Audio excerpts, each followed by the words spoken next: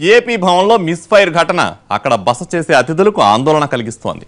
ఇక్కడికి వచ్చే వీవీఐపీలకు ముప్పు పొంచి ఉందన్న చర్చ జరుగుతోంది. అసలు మిస్ఫైర్ ఘటనను గెస్ట్ అకామిడేషన్ అధికారులు ఎందుకు దాచాలని చూశారు? అనుకోకుండా జరిగిన ప్రమాదానికి ఎందుకంత ఉలిక్కిపడ్డారు? ఇందులో వారి తప్పు కూడా ఉందా? ఆరా తీస్తే అసలు విషయాలు బయటపడుతున్నాయట. ఢిల్లీలోని ఏపీ భవన్లో పోలీసు అధికారి తుపాకీ మిస్ఫైర్ స్థానికంగా కలకలం రేపింది.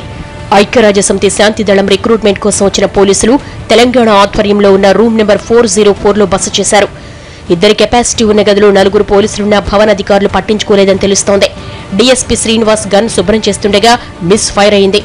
ఇన్స్పెక్టర్ రవికిరణ్ కు బుల్లెట్ గాయాలయ్యాయి. ఈ ఘటనతో ఉలిక్కిపడ్డ అధికారులు విషయం బయటకు పొక్కకుండా గోప్యంగా ఉంచాలనుకున్నారట. గాయపడ్డ రవికిరణ్ ను చడీ చప్పుడు లేకుండా ఆసుపత్రికి తరలించారు. అయితే బుల్లెట్ గాయం కావడంతో ఆసుపత్రి వైద్యులు చికిత్సకు నిరాకరించారట.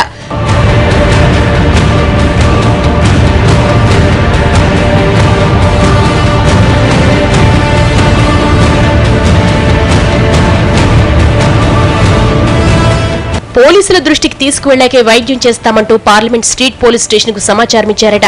అప్పుడు పోలీసులు రంగంలోకి దిగడంతో మిస్ఫైర్ ఘటన బయటపడింది. అప్పటి వరకు ఏపీ భవన్లో మిస్ఫైర్ అయిందనే విషయం ఎవరికీ తెలియకుండా దాచాలని గెస్ట్ అకామిడేషన్ అధికారులు ప్రయత్నించారని సమాచారం. ఓ పోలీసు అధికారి తుపాకీ శుభ్రం చేస్తుండగా మిస్ఫైర్ కావడం అనుకోని ప్రమాదం. ఈ ఘటనను ప్రమాదంలో చూడకుండా రహస్యంగా ఉంచాలి అనుకోవడం అనుమానాలకు తావిస్తోంది. ఆరా తీస్తే అసలు విషయం బయటపడింది. ఏపీ తెలంగాణ భవన్లో అతిథులుగా ఉండేందుకు వచ్చేవాళ్లెవరైనా ఆయుధాలతో లోపలకు వెళ్లకూడదన్న నిబంధన ఉంది. అలా ఆయుధాలతో వచ్చిన వారెవరైనా సరే వాటిని సెక్యూరిటీ ఆఫీసులో రిజర్వ్ చేయాలి. కానీ ఈ రూల్స్ విషయంలో గెస్ట్ అకామిడేషన్ అధికారులు నిర్లక్ష్యంగా ఉన్నారు అనేందుకు ఈ సంఘటనే నిదర్శనమంటున్నారు. మిస్ఫైర్ ఘటన బయటపడితే నిబంధనల అతిక్రమణపై చర్చ జరుగుతుందని, అదే జరిగితే తమ ఉద్యోగాలకు ఎసరొచ్చే ప్రమాదం ఉంది అన్న భయంతోనే ఈ ఘటనను కప్పిపుచ్చాలని చూసినట్టు తెలుస్తోంది.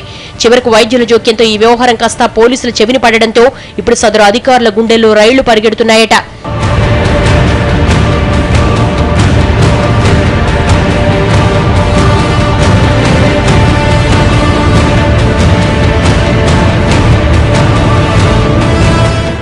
ఏపీ తెలంగాణ భవన్లో ఆయా రాష్ట్రాల నుంచి వచ్చే మంత్రులు, ఎమ్మెల్యేలు, ఎమ్మెల్సీలు, ఇతర వీవీఐపీలు బస చేస్తూ ఉంటారు.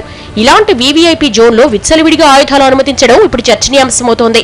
అతిథులు ఆయుధాలతో వస్తున్నా అధికారులు ఎందుకు అభ్యంతరం చెప్పట్లేదన్న చర్చ నడుస్తోంది. ఇక్కడికొచ్చే వీవీఐపీల భద్రతపై ప్రశ్నలు తలెత్తుతున్నాయంటున్నారు. తెలంగాణ భవన్ ఆధ్వర్యంలో ఉన్న 4వ ఫ్లోర్లో, ఏపీ భవన్ ఆధ్వర్యంలో ఉన్న 9వ ఫ్లోర్లో ఇప్పటికీ సాయుధ పోలీసులు ఉన్నట్టు తెలుస్తోంది. అయినా అధికారులు అభ్యంతరం చెప్పడానికి ఎందుకు జంకుతున్నారో అర్థం కాని స్థితి.